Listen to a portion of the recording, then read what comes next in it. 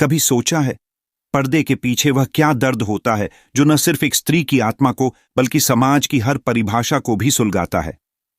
ये कहानी लक्ष्मी की है, जो एक छोटे से गांव में अपने माता पिता के साथ रहती थी। लक्ष्मी का चेहरा न सिर्फ खूबसूरत था बल्कि उसकी आत्मा भी एकदम निष्कलंक थी। वह बड़ी ही निस्वार्थ भाव से अपने घर के कामों में हाथ बंटाती और हर किसी से प्यार करती। लेकिन एक चीज थी जो उसकी जिंदगी की पूरी राह को बदलने वाली थी, पर्दा प्रथा। लक्ष्मी का परिवार मध्यकालीन भारत के एक छोटे से गांव में रहता था, जहां लोग आज भी पर्दा प्रथा को मानते थे। गांव में महिलाओं के लिए यह अनिवार्य था कि वे घर से बाहर जाते समय अपना चेहरा पूरी तरह से ढक कर रखें। यह एक ऐसा कानून था जिसे तोड़ने की सोच भी किसी लड़की के लिए इज्जत की हत्या के समान थी।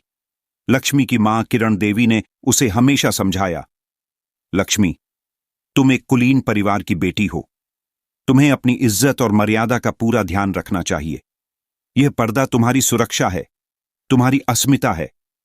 किरण देवी ने अपनी बेटी को यह विश्वास दिलाया कि पर्दा न सिर्फ उनका सामाजिक दायित्व है, बल्कि यह एक प्रकार से देवी देवताओं की पूजा करने जैसा है, जिसमें एक महिला का सम्मान और स्वाभिमान छुपा होता है। लक्ष्मी की इच्छा थी कि वह भी कभी खुले तौर पर अपने सपनों को जी सके, जैसे लड़के खुले में अपने विचारों को व्यक्त करते थे।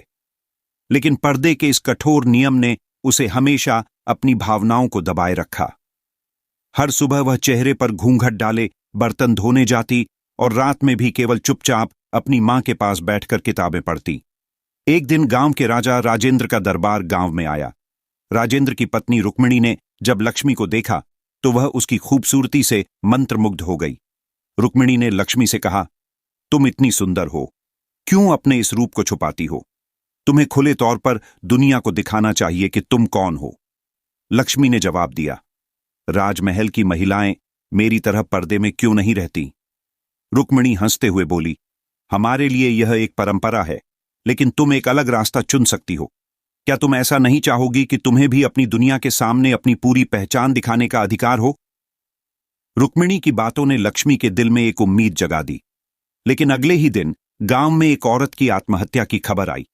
कारण, उसे कई दिनों तक घर से बाहर निकलने की इजाजत नहीं दी गई थी, क्योंकि वह अपनी स्वतंत्रता की खोज में थी। उसकी मौत ने लक्ष्मी को झकझोर दिया। वह यह नहीं समझ पाई कि क्या यह पर्दा वास्तव में उसे सुरक्षा दे रहा है या फिर उसे अपनी पहचान और खुशी से वंचित कर रहा है। एक रात लक्ष्मी ने तय किया कि वह इस कुरीति को तोड़ेगी और अपने दिल की बात सुनेगी। उसने अपना घूंघट हटाया और चुपचाप घर से बाहर निकल गई। वह राजमहल तक पहुंची, जहां रुक्मिणी के पास अपना सवाल और जवाब था। रुक्मिणी ने लक्ष्मी से कहा, तुमने सही कदम उठाया है, लेकिन क्या तुम जानती हो कि यह पर्दा सिर्फ तुम्हारी नहीं बल्कि इस समाज की भी बुराई है?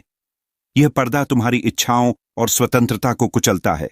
यह केवल तुम्हारे शरीर की सुरक्षा नहीं करता, बल्कि तुम्हारी आत्मा को भी घेर लेता है।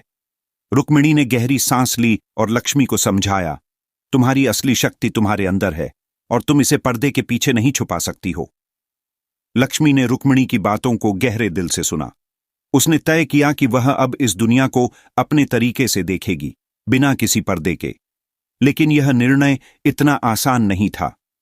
गांव में जब लोगों को लक्ष्मी का यह कदम पता चला तो सभी हैरान रह गए। उन्होंने उसे बुरी नजर से देखा और कहा, यह लड़की समाज के खिलाफ जा रही है, वह हमारी परंपरा का उल्लंघन कर रही है।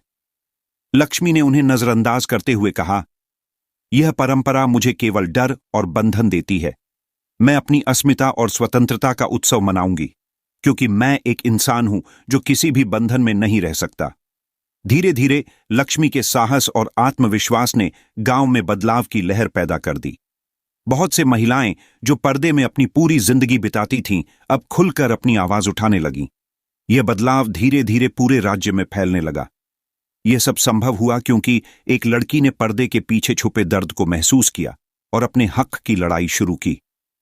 यह कहानी हमें यह सिखाती है कि पर्दा न सिर्फ एक भौतिक वस्त्र है, बल्कि एक मानसिकता भी है जो हमें अपनी स्वतंत्रता से वंचित कर देती है। और जब कोई स्त्री अपनी आवाज उठाती है तो वह सिर्फ अपने लिए नहीं, बल्कि पूरी समाज के लिए एक संदेश देती है।